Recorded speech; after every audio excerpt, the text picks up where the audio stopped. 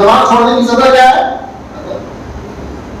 اس سے کیا پتہ چلا کہ نماز بھی ایمان ہے، ایمان کا جز ہے، ایمان کا حصہ ہے، اور نماز نہ پڑھنا شرک ہے۔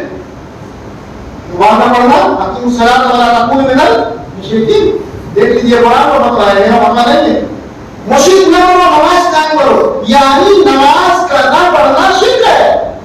اور ہم اپنے آپ کو کیا سمجھ رہے ہیں؟ نماز چھوڑ کر کے ہم نے اپنے کو مسلمان سمجھ رکھا ہے۔ وہ تو آخرت میں پتہ اللہ کیا پتہ چلے گا کہ نماز نہ پڑھنے کا جرم کیا ہے، نماز نہ پڑھنے کی سزا کیا ہے۔ حالانکہ اللہ نے دنیا میں ہی بتایا قرآن کے ذریعے، قرآن میں آتا ہے کہ لوگ جنتی جو ہے، جنتی جائیں گے جہنم میں، جہنمی میں جو جل رہے ہوں گے ان کو دیکھنے کے لیے جائیں گے، دیکھیں کون لوگ جل رہے ہیں۔ تو جنتی جو ہے نا جہنمیوں سے پوچھیں گے ہاں سزا کروں کی سزا، سزا آدمی میں جہنم کو کہتے ہیں، ہے نا؟ تو سوال کریں گے تم جہنم میں کیسے چلے آئے؟ تو کہیں گے قال لم من المصلين، ہم نماز نہیں۔ جہنم میں پہنچنے کی وجہ قرآن کیا بتا رہا ہے؟ جب وہ پوچھیں گے کہ تم کیسے چلے آئے جہنم کے اندر، تو وہ کہیں گے جہنم میں آنے کی وجہ نماز نہ پڑھنا تھا، جو ہم دنیا میں نماز نہیں پڑھتے۔ میرے عزیزو، جو شخص نماز نہیں پڑھتا اللہ کے فتوے کے روح سے، رسول اللہ کے فتوے کے روح سے مسلمان نہیں ہے۔ یہ تو بعد میں امام ابو حنیفہ کا قول لے جاتے ہیں، انہوں نے فتویٰ دیا ہے رحمۃ اللہ علیہ کہ جو نماز نہ پڑھے وہ کفر کے قریب پہنچ جاتا ہے۔ یہ فتویٰ ہے نا، بتانے کے لیے کہ اگر یہ فتویٰ لاگو کر دیا جائے، کوئی ایسا گھر ہے جس میں بے نمازی نہ ہو، کیا ماشاء اللہ نکاح ٹوٹ جائے گا بیوی کا۔ تو یہ مسئلہ کیا کیا گیا، مطلب اسے جب آپ مسلمان نہیں رہتے اور بیوی نماز پڑھ رہی ہے، شوہر نماز پڑھ رہا ہے، بیوی نہیں پڑھ رہی، تو نکاح باطل رہے گا؟ اگر یہ فتویٰ لگا دیا جائے نکاح باطل ہو جائے گا۔ جب تک وہ توبہ کر کے پھر سے اسلام میں داخل نہ ہو تب تک وہ نکاح بحال نہیں ہوگا، اس لیے کہ جب انسان کفر کر دیتا ہے، میاں یا بیوی دونوں میں سے ایک کو اسلام سے نکل جائے، تو اب جب تک کہ وہ توبہ کر کے مسلمان نہیں ہو جاتا اپنی بیوی کے ساتھ نہیں رہ سکتا۔ تو یہ تو فرما دیکھا جائے کہ کتنے لوگ ہیں بے نمازی ہیں جو نماز چھوڑ کر کے زندگی گزار رہے ہیں۔ تو فرمایا کہ نماز جو ہے، اگر آپ نماز قائم کرتے ہیں تو اللہ کا سنیے فرمان کیا فرمایا اللہ تعالیٰ، مقابلے کے ساتھ آتے ہیں آپ، تو اللہ تعالیٰ کیا فرماتا ہے قرآن میں، لَهُمُ الْبُشْرَىٰ فِي الْحَيَاةِ الدُّنْيَا، اے محمد صلی اللہ علیہ وسلم آپ ان کو پہلے دنیا ہی کی خوشخبری سنا دیجیے کہ لَهُمُ الْبُشْرَىٰ کہ سنا دیجیے بشرا فی الحیات الدنیا، یہ دنیاوی زندگی میں ہم انہیں سکون اور راحت عطا فرماتے دیجیے آپ، جس کے لیے دنیا ہم آپ پریشان ہیں، دن و رات کوشش کر رہے ہیں اور دنیا ہی کے لیے نماز کو چھوڑا جاتا ہے۔ بہت سے تاجر ہیں، تجارت کرنے والے، کھیتی کرنے والے، دکان پر بیٹھنے والے، موقع نہیں ملتا اور نماز نہیں پڑھ پاتے، تو اللہ فرماتا ہے کہ لہم البشریٰ فی الحیات الدنیا، کہ ان کو خوشخبری سنا دیجیے کہ سب سے پہلے تو ہم ان کی دنیا ہی سوار دیں گے۔ سوار سے کیا بات، یہاں اس کا یہ ہرگز مانا نہیں ہے کہ آپ کو کروڑپتی اور دولت مند بنا دیں گے، بلکہ آپ کی دنیا میں چین اور سکون اور امن عطا کر دیا جائے گا، اور دنیا کی کامیابی ہی یہی ہے، سمجھ رہے؟ دولت ہے سکون نہیں ہے، دولت ہے بیماری ہے، دولت ہے بڑے بڑے امراض ہیں، آپ بتا کیا کریں گے؟ سکون ہے؟ سکون نہیں، دولت ہے، ڈاکٹر نے منع کر دیا کچھ کھا نہیں سکتے آپ، تو فرمایا کہ یہ کامیابی نہیں ہے، یہ امن اور سکون نہیں ہے، بلکہ سکون کیا ہے کہ اللہ رب العزت زندگی کے ہر شعبے میں آپ کے لیے چین اور عافیت اور سکون عطا فرما دے گا۔ روزی کم ہوئے زیادہ اس سے بحث نہیں ہے، کم روزی میں اللہ آپ کی ضرورتوں کو پورا کر دے گا، اللہ آپ کو ذلیل اور رسوا ہونے سے بچا لے گا۔ جو اللہ کی مان کے چلتا ہے، آپ نے اسے پریشانی میں تو دیکھا ہوگا کبھی ذلیل ہوتے ہوئے نہیں دیکھا ہوگا۔ کسی صاحب کو بتائیے جو ذلیل ہو کے گیا ہوگا وہ دیکھا، صحابہ بھی تو گئے تھے کہ گھروں میں چھپا نہیں کرتا۔ تو جو شخص اللہ کی مان کے چلتا ہے وہ تھوڑی دیر کے لیے پریشان تو ہو سکتا ہے لیکن کبھی ذلیل اور رسوا نہیں، یہ اللہ۔ تو اللہ نے فرمایا ہے نبی جی آپ سب سے پہلے اعلان کیجیے لہم البشریٰ فی الحیات الدنیا وفی الآخرہ، اور آخرت کی بھی خوشخبری سنا دیجیے کہ ہم ان کی آخرت کو بھی سوار دیں گے۔ اور آگے کیا فرماتے ہیں اللہ تعالیٰ، لا تبدیل لکلمات اللہ، کہ میرے کلام میں کوئی تبدیلی نہیں ہے، اور میں نے کہہ دیا تو کہہ دیا، جیسے ہم کبھی کبھی کہتے ہیں کیا کریں, وعدہ تو کیے تھے لیکن خرچہ ہو گیا. جیسے ہم نے کہا آئٹم 10,000 روپے آپ کو دیں گے, اب جب آئے کیا کریں, وعدہ تو کیے تھے, میری بیوی بیمار پڑ گئی تو وہ پیسے اور میں نے اپنی بیوی کی بیماری لگا دی. تو نعوذ باللہ کہ اللہ کے اوپر کوئی زوال آتا ہے, اللہ تو زوال سے پاک ہے, مجبوری سے پاک ہے, سمجھ رہے.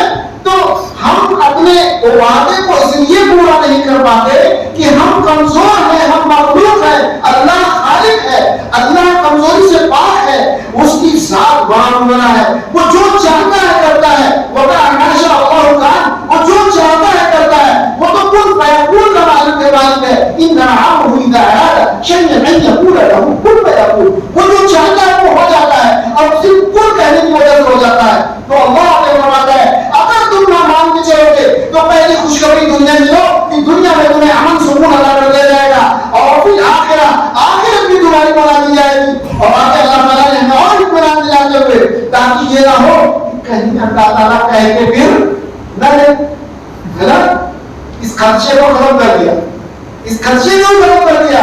فرمایا لا تبدیل لکلمات اللہ, میرے کلام میں کوئی تبدیلی نہیں ہے, میرا کلام تبدیل نہیں ہوگا, میں نے جو وعدہ کر لیا وہ وعدہ ہو کے رہے گا. ذالک هو الفوز العظیم, اور یہی بڑی جس کی دنیا میں ثواب دی جائے اور آخرت میں ثواب دی جائے, یہ بڑی کامیابی کب ملے گی جب آپ اپنی پیشانی کو اللہ کے آگے جھکائیں. اگر آپ نے اپنی پیشانی کو اللہ کے آگے نہیں جھکایا تو یاد رکھیے گا اس پیشانی کو آپ اللہ ایسا مجبور کرے گا آپ کو دوسروں کے آگے جھکانی پڑے گی. جس کا ہاتھ اللہ کے آگے نہیں اٹھتا اللہ اس کو ذلیل کرتا ہے, اس کو اپنے ہاتھ کو دوسروں کے آگے پھیلانا پڑتا ہے. جس کا سر اللہ کے آگے نہیں جھکتا اس کو اللہ مجبور کرتا ہے کہ میں نے اپنی آنکھوں سے دیکھا ہے کہ لوگ اپنی پکڑیاں اتار کے جایا کرتے تھے پیروں, یا مان جائیں پکڑیاں نہیں دیا لیکن اللہ کا سر رکھنے کے لیے تیار نہیں ہے, دوسرے کے سامنے پکڑے رکھنے کے لیے تیار ہو گیا لیکن اللہ کے آگے سر جھکانے کے لیے تیار نہیں ہے. بیمار ہو جائے کوئی بتا دے اجمیر شریف میں کوئی ہے تو یہاں سے اجمیر چلا جائے گا 5,000 کا کرایہ خرچہ کر کے, لیکن چند قدم پہ مسجد جاتی ہے.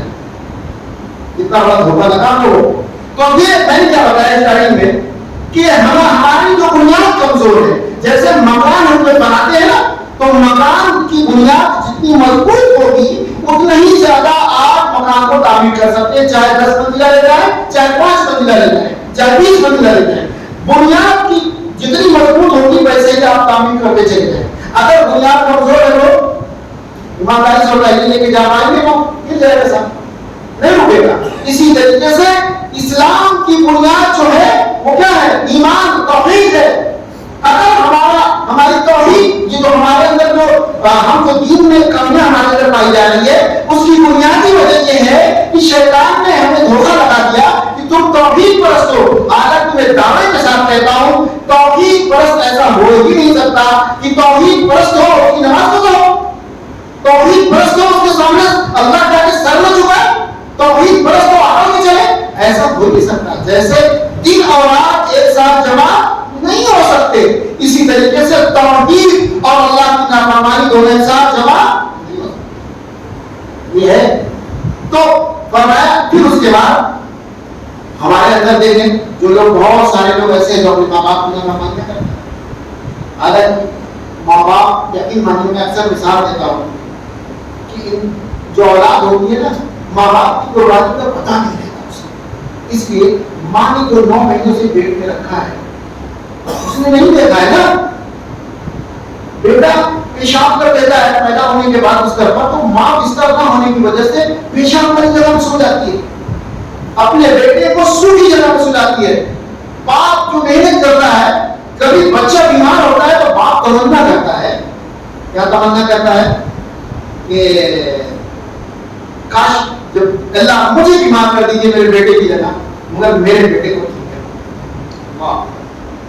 اس لیے مجھے ایک واقعہ اس کا یاد آتا ہے, میں زیادہ وقت نہ جائے اس کو سنا دیتا ہوں آپ کو, موقع سے یاد آ گیا, ذہن میں نہیں تھا, آ گیا. اللہ نبی صلی اللہ علیہ وسلم کے پاس ایک شخص آیا اور کہنے لگا ایک بیٹے نے ایک شخص سے پیغام بھجوایا, ایک بیٹے نے ایک شخص سے پیغام بھجوایا جس کے بعد رسول اللہ کے پاس. اب کہا جا کے کہہ دو میرا جو باپ ہے میرے مال میں سے میرے پیچھے بغیر خرچ کرتا، اس سے پوچھتا بھی نہیں اور میرے مال میں سے خرچ کرتا۔ کتاب کا نام نکل گیا تھا، کسی کا نام یاد آ جائے گا تو کیونکہ ہم لوگوں کی بات دلیل کے ساتھ ہونی چاہیے، ایسا نہ ہو کہ جھوٹی روایت کڑی روایت پیش کر دیا، موت کی باتیں پیش کر دیا، اس سے بچنا نہیں چاہتا۔ تو رسول اللہ کو بیٹے نے ایک آدمی سے پیغام بھجوایا کہ میرا والد جو ہے میرے مال میں سے میرے پیچھے بغیر خرچ کرتا ہے۔ تو رسول اللہ صلی اللہ علیہ وسلم پیغام بھیجوا کر کے اس کے والد کو بھیجا۔ تو جو پیغام لے کے رسول اللہ کے پاس گیا تھا وہی اسی سے اللہ کے نبی صلی اللہ علیہ وسلم ارشاد فرماتے ہیں جاؤ اس کے باپ کو بلا کے لاؤ میرے پاس۔ تو وہ شخص گیا اور جانے کے بعد کہا کہ آپ کو رسول اللہ بلا رہے ہیں۔ کیوں بلا رہے ہیں؟ کیا بات ہے؟ تو کہا اصل میں آپ کے بیٹے نے آپ کے بارے میں شکایت کی ہے رسول اللہ کی۔ اتنا سننا تھا جیسے زمین پیر کے نیچے سے نکل جائے کہ جو باپ، میں نے کیا کہا کہ ماں باپ اپنے بچوں کو کیسے پالتے ہیں، کیسے پرورش کرتے ہیں، کتنا دھوپ اور گرمی اور کتنی صرف اپنے پیٹ پالنے کے بعد کتنے لوگوں کو میں نے دیکھا ہے 10 سال سعودی میں رہیں گے، 10 سال سے گھر نہیں آئے، اور ایسی میں ڈھیروں مثال بتا سکتا ہوں کہ 10 سال ہو گیا آپ گھر نہیں آئے اپنا پیٹ پالنے کے لیے، میرا بچہ پڑھ لے، ہے نا، اچھی سے اچھی ڈگری حاصل کر لے، اپنے گھر کو سنبھالنے کے لیے باپ کو نہیں دے رہا ہوتا ہے، لیکن وہی بچہ جو ہے ماں باپ کی تو ان کو رونا سا آ گیا۔ اور پھر جب وہ چلے ہیں نا تو اپنی زبان سے کچھ نہیں کہا، اپنی زبان سے میں نے دل میں دیکھے، اکثر دیکھے جب زیادہ غم ہوتا ہے نا تو آدمی کو آنسو نہیں آتا، آنسو کو تھوڑی ایک جھٹکے کی آتا ہے، برسات کا پانی ایک جھٹکے ہے نا، تو وہ جو حقیقت میں زیادہ غم ہوتا ہے تو دل ہوتا ہے۔ تو راستے میں ان کے دل نے کہا میرے بیٹے جب تو بیمار ہوتا تھا، ابھی دیکھیے اپنے دل سے بات کر رہا ہے، زبان نہیں چل رہی، تو بیمار ہوتا تھا تو میں یہ چاہتا تھا اللہ سے کہ اللہ مجھے بیمار کر دے میرے بیٹے کو، اور تو نے آج میری شکایت رسول اللہ کی بارگاہ میں کر دی۔ تو یہ بات اللہ تعالیٰ نے رسول اللہ صلی اللہ علیہ وسلم کو وحی کے ذریعے جو اس کے دل میں خیال میں آتا کہ میرے بیٹے تیرے لیے میں دھوپ برداشت کرتا تھا، دھوپ برداشت کر کے اور تیرے لیے مزدوری کرتا تھا، تیری پرورش کے لیے، تجھے کھلانے کے لیے دھوپ اور گرمی برداشت کرتا تھا، تو بیمار ہوتا تھا تو میں اللہ سے دعا کرتا تھا اے اللہ مجھے بیمار کر دے، میرے بیٹے کو ٹھیک کر دے، اور میرا بیٹا میری شکایت کرتا ہے میرے بارے میں، مگر زبان میں چلائی کیوں، صرف دل میں یہ بات کہی۔ یہ بات اللہ تعالیٰ کو، چونکہ اللہ کو آدمی کو کہے گا دلوں کا ہاتھ ڈالنے والے، بہت سی جگہوں میں سنو تو اللہ کے نبی صلی اللہ علیہ وسلم پر درد ہو، رسول اللہ صلی اللہ علیہ وسلم کی بارگاہ میں پہنچے، اور پہنچنے کے بعد رسول اللہ صلی اللہ علیہ وسلم سے پہلا سوال کر رہے ہیں میرے صحابی وہ تیرے دل میں بات کہے تھے تو ذرا سناؤ، کہا کہ نبی وہ تو میرے کان میں بھی نہیں سنے تھے، جو میں نے کہے تھے، جو میں نے سوچا تھا اپنے دل میں، وہ میرے کان میں بھی نہیں سنے، آپ کو خبر ہو گئی؟ تو کہا ہاں میں اللہ کا نبی ہوں، مجھ پر اللہ تعالیٰ نے وحی کی ہے، حالانکہ شک کی بنیاد پر انہوں نے نہیں کہا کہ آپ کو خبر ہو۔ جیسے ایک مثال اور دے دوں تو آپ کی بات سمجھ میں آ جائے گی، آپ کہیں گے یہ سوال کیسے، جیسے وہ ابراہیم اسلام نے کیا کہا اللہ تعالیٰ مردوں کو زندہ کیسے کریں گے،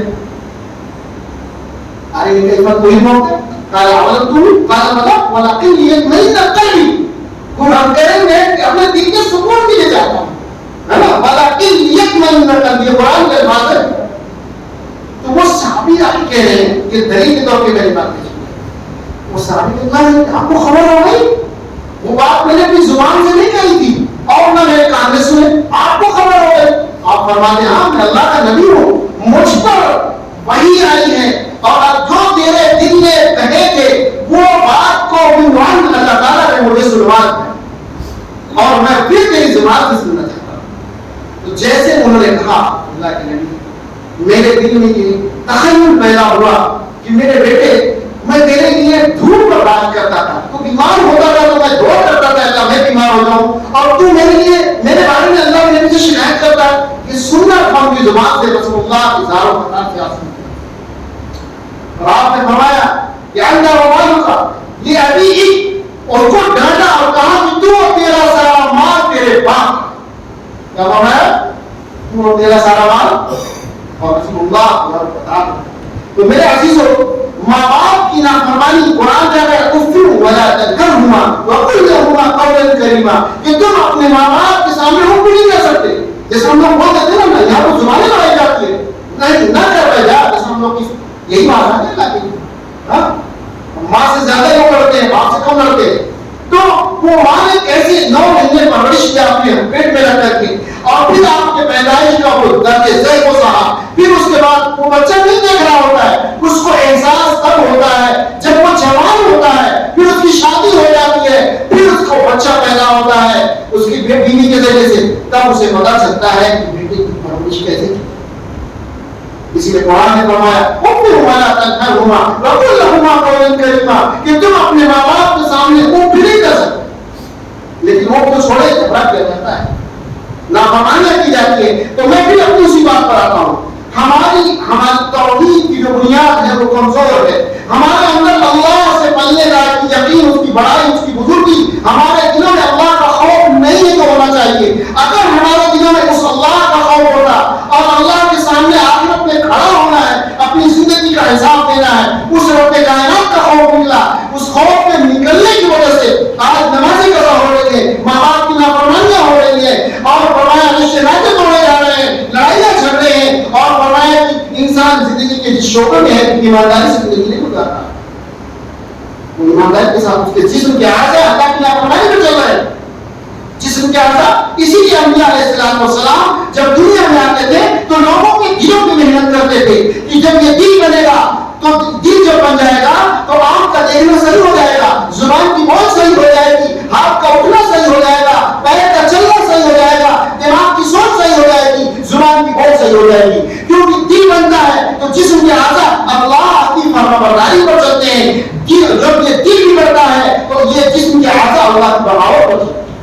اس لیے انبیاء علیہ السلام لوگوں کے دلوں پر محنت کرتے تھے. آ کر کے آپ نے کبھی نہیں سنا ہوگا کہ نبیوں نے آ کر کے لوگوں کو کھیتی کرنا سکھایا ہو، تجارت کرنا سکھایا، احکامات تو بتائے، لیکن اس لیے نہیں بھیجے گئے کہ وہ آ کر کے آپ کو کھیتی کرنا سکھائیں. بلکہ حدیث میں آتا ہے کہ رسول اللہ نے کھجور کو تو اس کو ہائیڈریٹ کرتے ہیں اس سے روک دیا. جب روکا نا تو کھجور کی فصل صحیح نہیں ہوئی. صحابہ کرام نے اس کو ہائیڈریٹ کرتے ہیں. تو ایسے ہمارا سنگھاڑا ہے پتہ نہیں کہتا ہائیڈریٹ کرتے ہیں، تو ان کی ترکیب تھی. تو رسول اللہ نہیں ایسا مت کرو، ہو جائے گا ٹھیک. لیکن جب ایسا تو نہیں ہوا تو آپ لوگ فرماتے ہیں اس معاملے میں تم لوگ مجھ سے زیادہ جانتے ہو، جیسا کر رہے تھے ایسا کرو.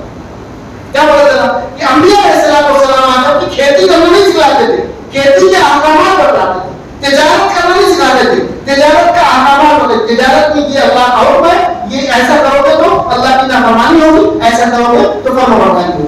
لیکن وہ بنیادی کیا محنت کرتے تھے؟ اس اللہ کا انٹروڈکشن کراتے تھے، تعارف کراتے تھے کہ جب اس کی عظمت، اس کی بڑائی میرے اور آپ کے دل میں اترے گی تو پھر ہم اللہ اور اس کے رسول کی مان کر چلیں گے، پھر اللہ کی اطاعت کریں گے، رسول کی فرمانبرداری کریں گے، ماں باپ کا ادب کریں گے، اور اللہ کے سامنے اپنی پیشانی کو جب اس کی طرف سے بلاوا آئے گا تو ہم اپنے سر کو اس کے سامنے سجدے میں رکھیں.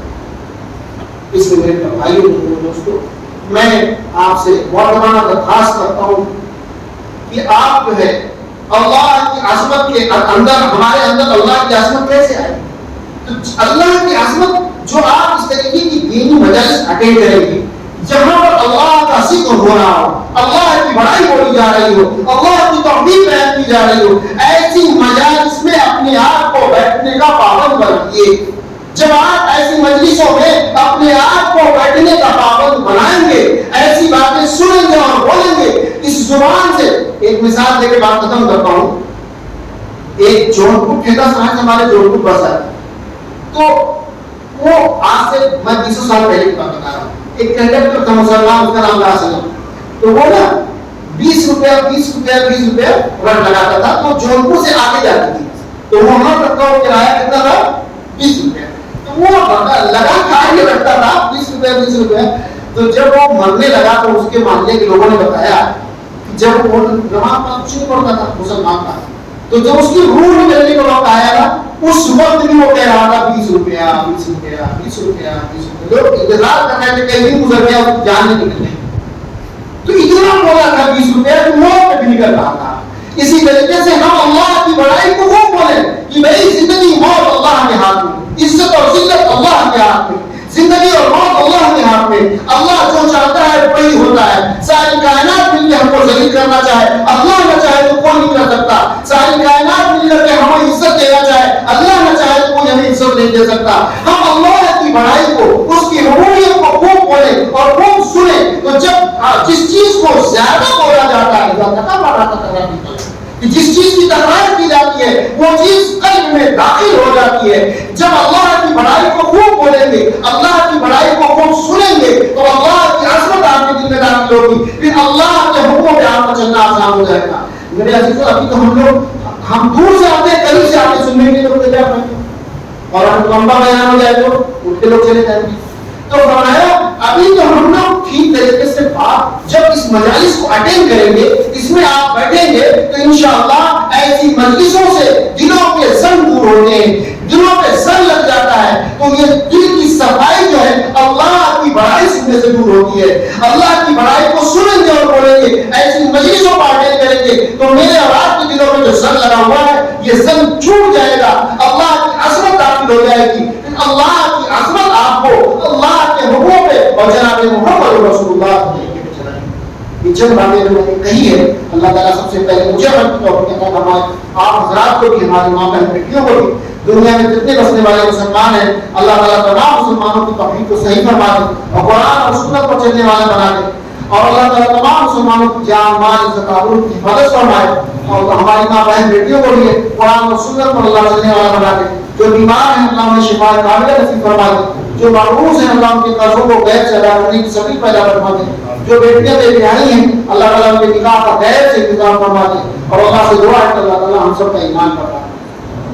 अजीजों, बस आखिरी दरखास्त के प्रोग्राम आपके यहाँ था, इंशाअल्लाह होगा, मशवरे से तय पाया है, तो आप जरा खुद भी आए, एक आदमी को साथ में लेके आए, है ना।